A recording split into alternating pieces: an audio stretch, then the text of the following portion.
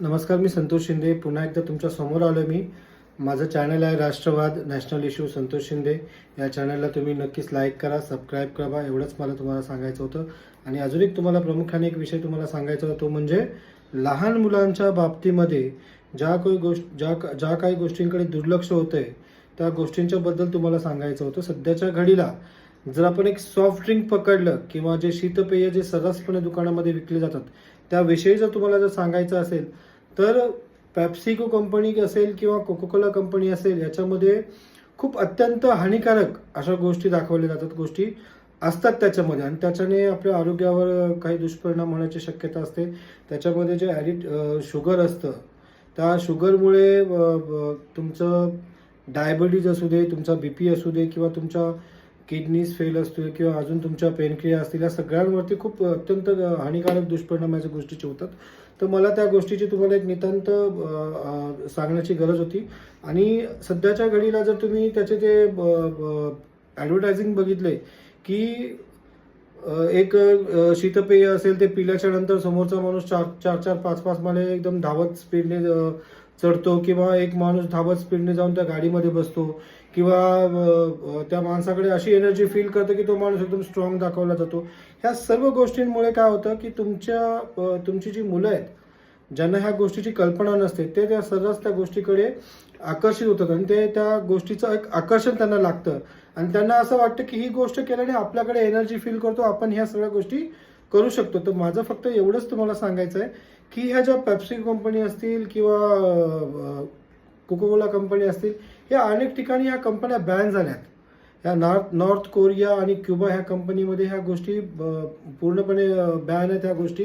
आणि दुसरी गोष्ट म्हणजे काय होतं की ह्या गोष्टी लोकल मार्केटमध्ये एकदम सर्रासपणे मिळतात ह्या गोष्टी, की लोकल मार्केटमध्ये तुम्ही जा, ह्याच्या कमी किमतीमध्ये असतील ह्या गोष्टी तुम्हाला सर्रासपणे अवेलेबल आहे. तर माझं एवढंच फक्त सांगायचं म्हणणं आहे की ह्या गोष्टी कोल्ड्रिंक्स असतील ह्या गोष्टीकडे तुम्ही दुर्लक्ष करा. तुमच्या मुलांना तुम्ही समजावून सांगा की ह्या गोष्टी तुमच्या शरीराला हानिकारक असतात, याच्यामुळे तुमच्या आरोग्यावरती दुष्परिणाम होण्याची शक्यता असते.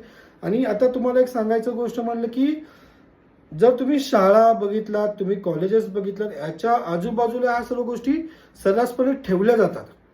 मी कोल्ड्रिंक्सच्या बद्दल नाही म्हणत आहे, मी कोल्ड्रिंक्सच्या व्यतिरिक्त अजून काही नशा असतील, नशामुक्तीच्या गोळ्या असतील, किंवा नशा ज्याच्यामुळे होते अशा गोळ्या असतील, त्या गोळ्या सर्रासपणे 50, 60, 70, 80 अशा रुपयाला ते सर्रासपणे विकल्या जातात. आणि ह्या गोळ्या कॉलेजमध्ये जाणारी मुलं असतील, शाळेमध्ये जाणारे मुलं असतील, तर इझिली त्यांच्यापर्यंत त्या गोळ्या पोचतात.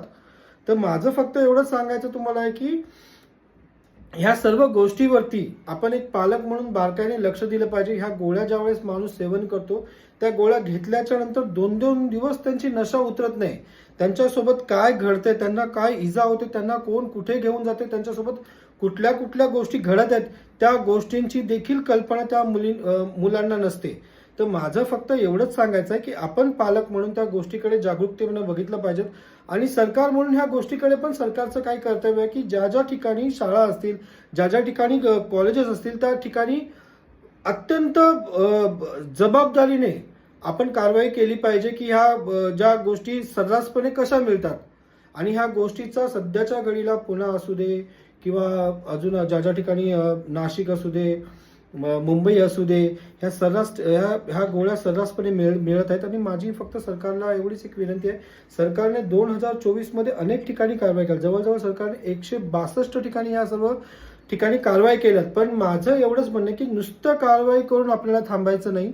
याच्यावरती कुठल्या दुकानांवरती कारवाई झाली, कुठले दुकान याच्यामध्ये बंद झाले, आणि कुठल्या दुकानांवरती ह्या गोष्टी मिळतात, आणि ह्या संबंधीमध्ये जितकं कोणी असेल, मंत्रालय असतील, या संबंधामध्ये जितके अधिकारी असतील, त्या अधिकाऱ्याने पूर्ण एक डेटा त्याचा जमा केला पाहिजे. आणि या सर्व गोष्टींचा डेटा जमा करून संबंधित सगळ्या गोष्टींवरती कारवाई झाली पाहिजे, जेणेकरून काय होतं की ज्या गोष्टी लहान मुलांना मिळाल्या नाही पाहिजेत, त्या गोष्टी आपल्याला शाळा आणि कॉलेजच्या बाहेर इझिली मिळतात.